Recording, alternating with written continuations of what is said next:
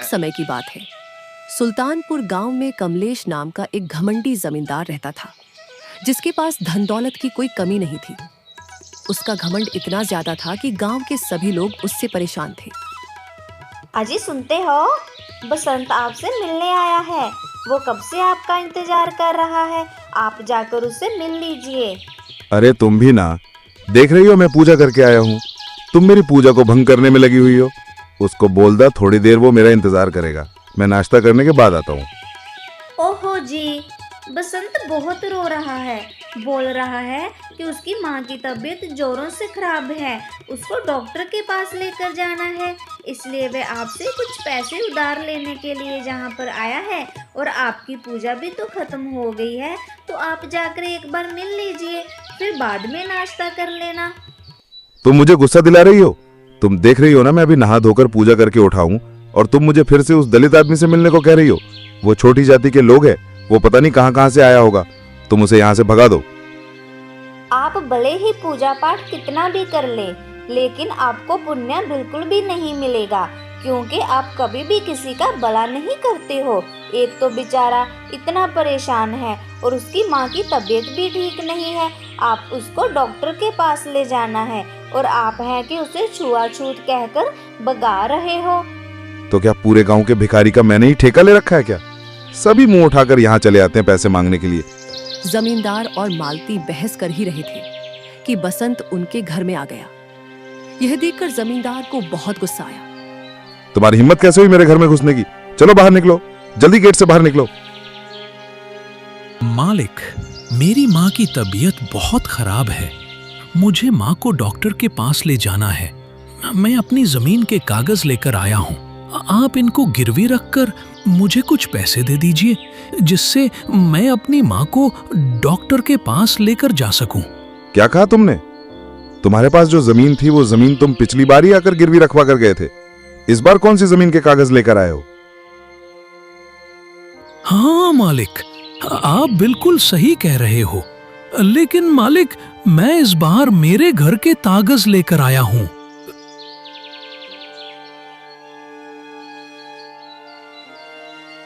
अच्छा, तो तुम अपने घर के कागज गिरवी रखवाना चाहते हो? ठीक है, मैं तुम्हें इस पर सिर्फ 5,000 रुपए दे सकता हूँ, वो भी मुझे 15 दिन के अंदर वापस चाहिए, वो भी ब्याज समेत। अगर तुमने ये पैसे 15 दिन के अंदर नहीं लौटाए तो मैं तुम्हारे घर पर कब्जा कर लूंगा। अगर तुम्हें ये मेरी शर्त मंजूर है तो मैं तुम्हें पैसे देने के लिए तैयार हूँ। मालिक, मैं 15 दिन में इतने सारे पैसे आपको कैसे दे सकता हूँ? मेरे पास तो कोई आमदनी भी नहीं है जो मैं आपको 15 दिन में ही पैसे वापस दे सकूं। आप दया कीजिए इस गरीब पर। मैंने यहाँ कोई धर्मशाला नहीं खोल रखी जो सभी की मदद करता रहूं।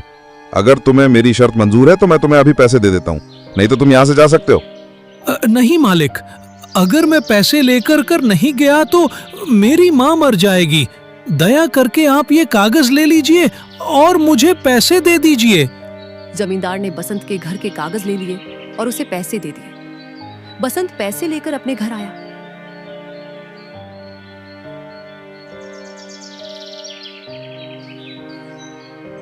सुनती हो माँ, मैं पैसे लेकर आ गया हूँ। अब तुम जल्दी से तैयार हो जाओ, हम दोनों डॉक्टर के पास चलते हैं। अरे बेटा, तुम इतने पैसे कहाँ से लाए हो? हमारे पास तो एक फूटी कौड़ी भी नहीं थी। अरे माँ, ये पैसे मैं जमींदार साहब से लेकर आया हूँ, जमींदार साहब को अपने घर के कागज गिरवी रखकर। हे भगवान, ये तुमने क्या कर दिया बेटा? तुमने तो पहले ही सारी जमीन उस जिमीदार को दे रखी है और अब घर भी गिरवी उसको दे दिया। अब हम क्या करेंगे बेटा? तो मैं क्या करता माँ, तुम्हें यूं ही मरने देता? माना मेरे पास पैसे नहीं हैं, पर मैं अपनी माँ को पैसों के लिए मरता हुआ नहीं देख सकता। अगर तुम ठीक हो जाओगी तो पैसे हम दोबारा कमा लेंगे। दोनों माँ बेटे बातें कर ही रहे थे कि तभी उनके दरवाजे पर एक साधु बाबा आ गए। साधु बाबा की आवाज सुनकर बसंत की माँ सुमित्रा बाहर गई। कोई घर में है? माँ जी, कुछ खाने को है तो मुझे दे दो, बड़ी जोर से भूख लग रही है। बाबा, इस गरीब के घर कुछ भी आज नहीं बना, कल का बासी खाना पड़ा है, आप बोलो तो मैं वही ला कर दे दूं। कोई बात नहीं माँ जी, भरपेट खाना खाना जरूरी नहीं होता है। हम साधुओं के लिए कोई प्यार से एक निवाला दे दे वही काफी है। फिर साधु बाबा सुमित्रा के हाथ से एक रोटी भिक्षा में लेकर आगे की तरफ चले गए।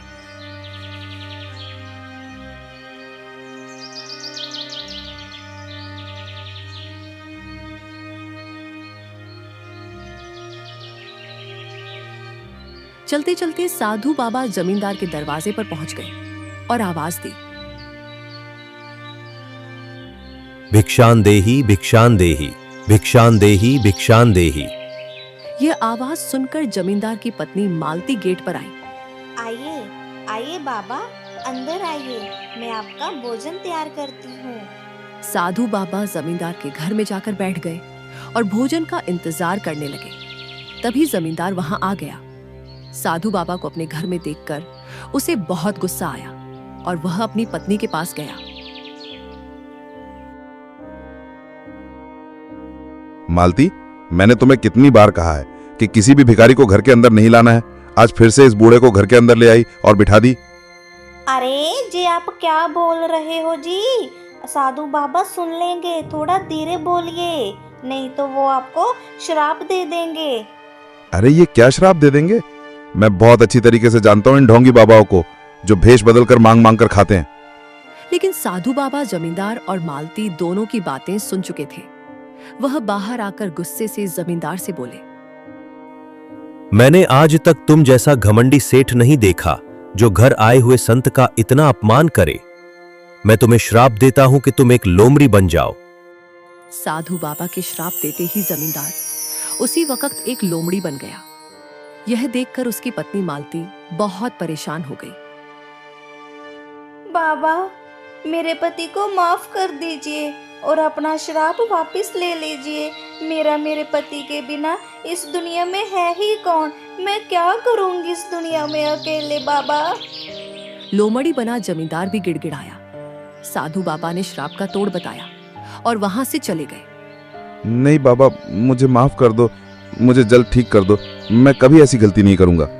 मैं अपना श्राप वापस तो नहीं ले सकता, मगर इसका तोड़ जरूर बता सकता हूं। जब तुम किसी नेक इंसान के घर खाना खाओगे तो तुम थोड़े ठीक हो जाओगे। जब तुम किसी गरीब और जरूरतमंद की मदद करोगे तो तुम आधे ठीक हो जाओगे। और जब तुम किसी भले साधु या पंडित का जूठा खाओगे तो तुम पूरी तरह से ठीक हो जाओगे।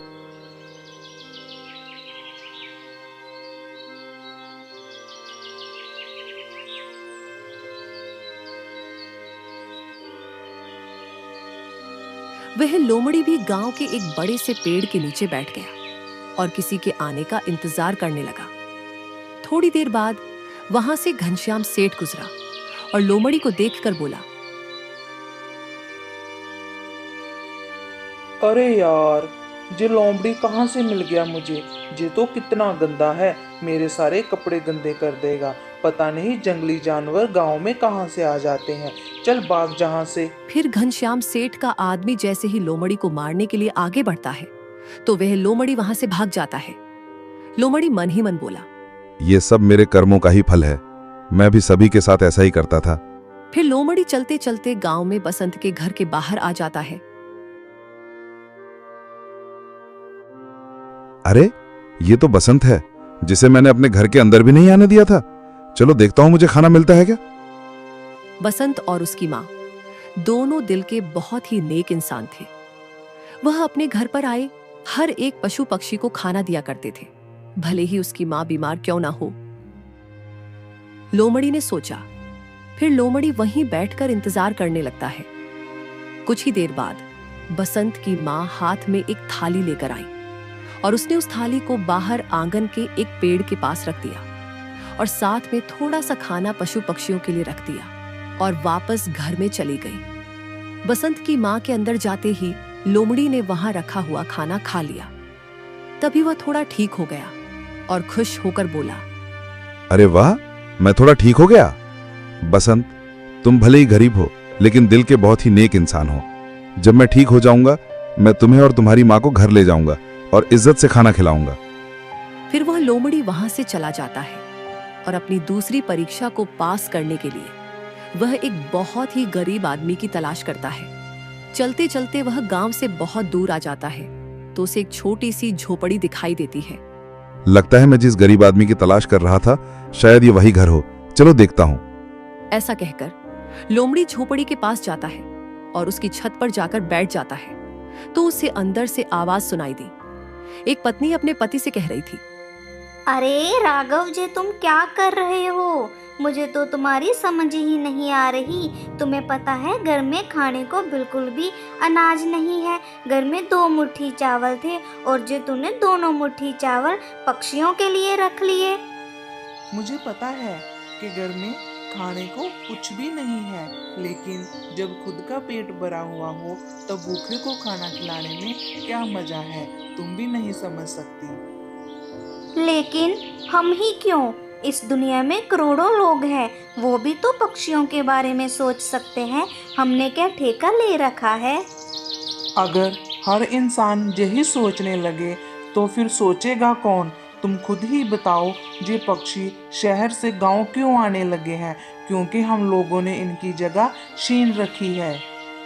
हम लोगों ने तो जंगल काट काट करके वहाँ पे सड़कें बना दी हैं और पेड़ काटते समय किसी ने पक्षियों का ख्याल भी नहीं रखा। इस दुनिया में सबको सिर्फ अपनी ही तरक्की चाहिए, चाहे किसी का घर ही खराब हो जाए, मगर मैं ऐसा नहीं सोचता। मैं कुदरत के साथ कभी भी खिलवाड़ नहीं करना चाहूँगा, इसलिए मैं जितना हो सके इन पक्षियों के लिए करूँगा। अच्छा ठीक है, मगर आप भूखे पेट कैसे रहोगे? अभी तो आपको दवाई भी खानी है। अगर आपने दवाई नहीं खाई तो आप फिर से बीमार हो जाओगे और खाना तो घर पे है ही नहीं। यह बात सुनकर लोमड़ी खुद से बोला, ये कितना नेक इंसान है, खुद की तबीयत खराब है फिर भी पक्षियों का खाना खिला रहा है। मुझे इनकी मदद करनी होगी। फिर लोमड़ी वहां से जंगल की तरफ चला जाता है। लोमड़ी जंगल से कुछ फल तोड़कर उस गरीब किसान के आंगन में रख देता है और जाकर छत पर बैठ जाता है। तभी थोड़ी देर बाद राघव की पत्नी बाहर आती है और इतने सारे फल देखकर हैरान हो जाती है। अजी सुनते हो, जरा बाहर आके देखो, आंगन में इतने सारे फल कहाँ से आए? फिर राघव घर के बाहर आता है।